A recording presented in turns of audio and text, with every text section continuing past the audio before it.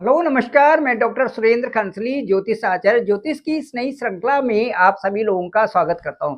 दोस्तों, आज बात करेंगे हम कुंभ राशि की जो एक्वेरियस साइन है और इसमें बात करेंगे 2025 में जो ग्रह गोचर की स्थिति है वो किस तरह से प्रभावित कर रही है कुंभ राशि वालों को और कुंभ लग्न वालों को।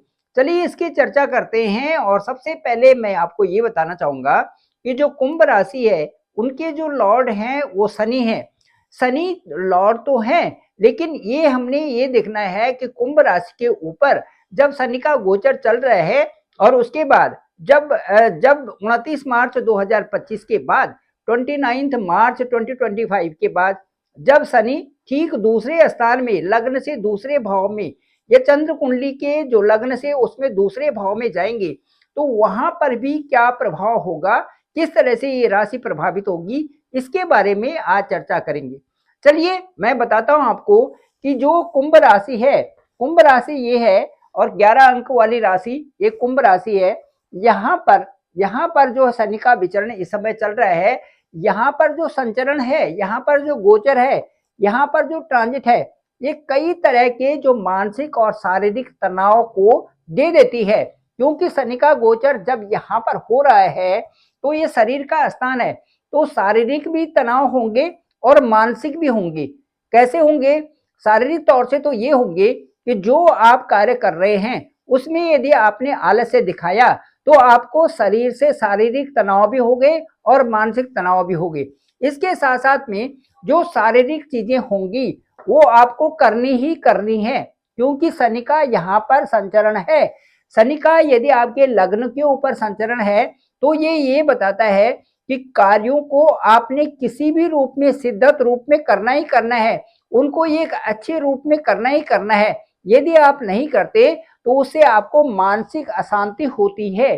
तो इसलिए जितने भी कुंभ राशि के लोग हैं उनको मैं ये कहूंगा कि जो ये अभी 29 मार्च से पहले का जो समय है, इसमें ये विशेष रूप से अपने कार्यों को लगन से करें।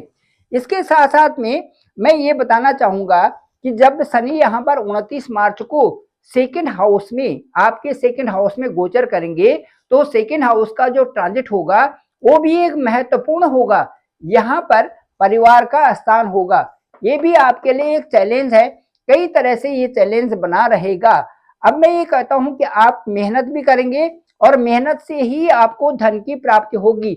यदि आपने अच्छा मेहनत नहीं किया तो धन की प्राप्ति में भी आपके जो जो अनुपातिक है, अनुपातिक तौर से उतनी अच्छी ग्रोथ नहीं हो पाएगी। ये तभी हो पाएगा जबकि आप अच्छी मेहनत यहाँ पर करेंगे।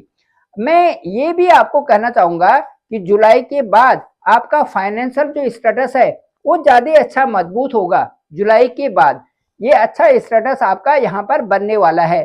शनि और राहु का प्रभाव भी यहाँ पर रहेगा, जिससे कि कई प्रकार से परिवार में भी और आपकी जो मानसिक स्थिति है उस पर भी प्रभाव डाल सकते हैं यहाँ से राहु। इसलिए मैं आपको ये कहूंगा कि जब शुक्र अपने नक्षत्र में आएंगे, शुक्र शुक्र जब नक्षत्र को बदलेंगे 22 दिसंबर के बाद, जब शुक्र का नक्षत्र चेंज होगा 22 दिसंबर के बाद 2025 में, ये भी बहुत ही सुंदर आपके लिए एक अच्छी स्थिति बना देगा।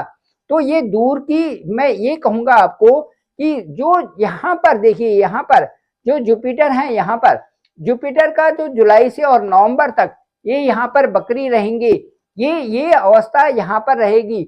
उसके बाद अक्टूबर से और दिसंबर तक ये अतिचारी में यहाँ पर आ जाएंगे।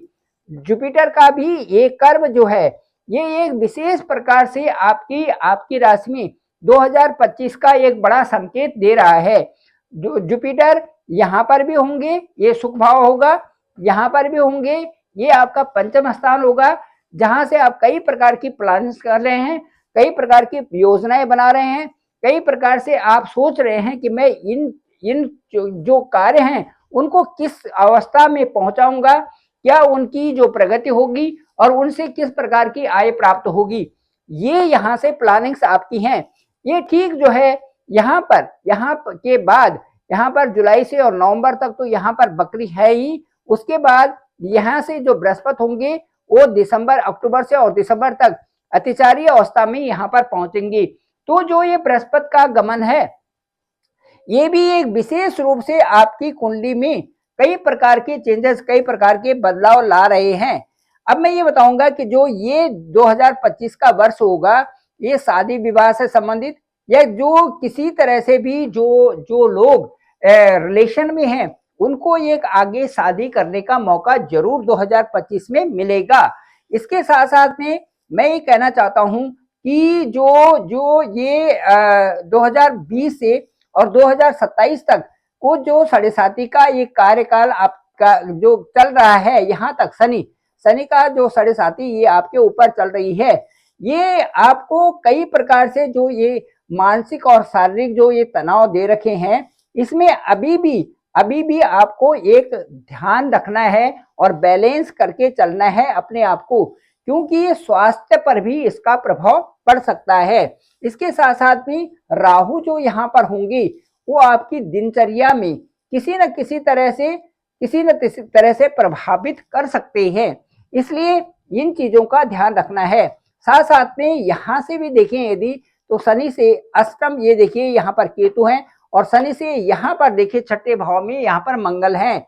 इसी तरह से यहाँ से भी देखें, यहाँ से भी यदि राहु से भी देखें 1 2 3 4 5, यहाँ देखिए मार्स की स्थिति है, और 6 7 यहाँ पर देखिए केतु की स्थिति है।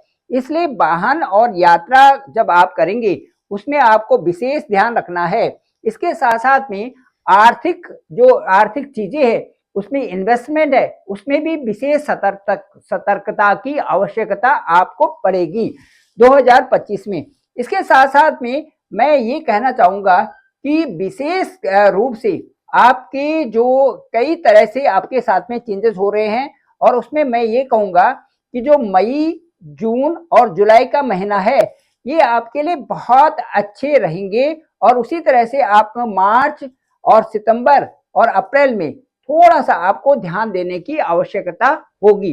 तो ये था कुंभ राशि वालों के बारे में। और कुंभ राशि वालों का जो शुरुआती दौर होगा, उससे जो उत्तरार्ध का जो अवधि होगी 2025 में, वो ज्यादा फलदायक होगी, और कई तरह से उसमें अच्छे ग्रोथ होंगे, कई प्रकार से विकास होगा। और मैं ये केवल यही कहना चाहूंगा कुंभ राशि वालों के लिए कि यदि ये बिल्कुल मेहनत को छोड़ते नहीं है, उसी तरह से मेहनत करते हैं, एक अच्छी मात्रा में मेहनत करते हैं, और एक अद्भुत तरीके से अपने आप को आपने डिसाइड कर लिया है कि मैंने आगे बढ़ने के लिए एक मजबूती से आगे बढ़ना है, तो आप ये समझिए कि आप खुश भी रहेंगे, और साथ साथ में आपकी आर्थिक पोजीशन भी बहुत मजबूत होती चली जाएगी। Thank you very much. मैं डॉक्टर सुरेंद्र खंसली, ज्योतिष आचार्य।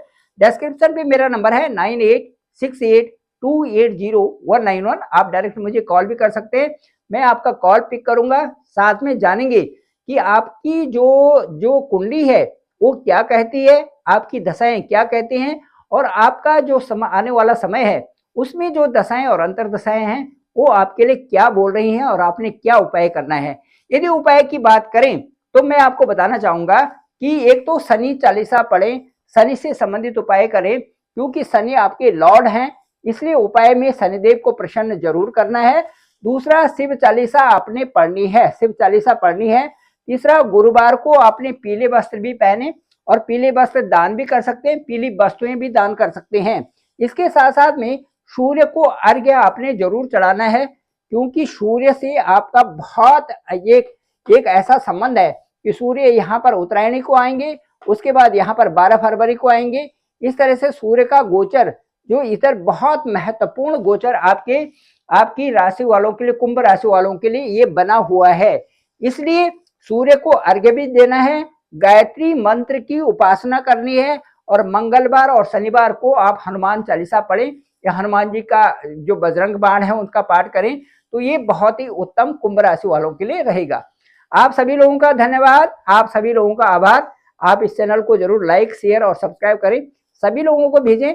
ओवर फोन आपके साथ में बात की जाएगी, और उसके परिणाम होंगे सभी आप लोगों तक बताए जाएंगे, और मुझे लगता है कि वो आपको अच्छा भी लगेगा। आप सभी लोगों का पुनः धन्यवाद, पुनः सभी का आभार।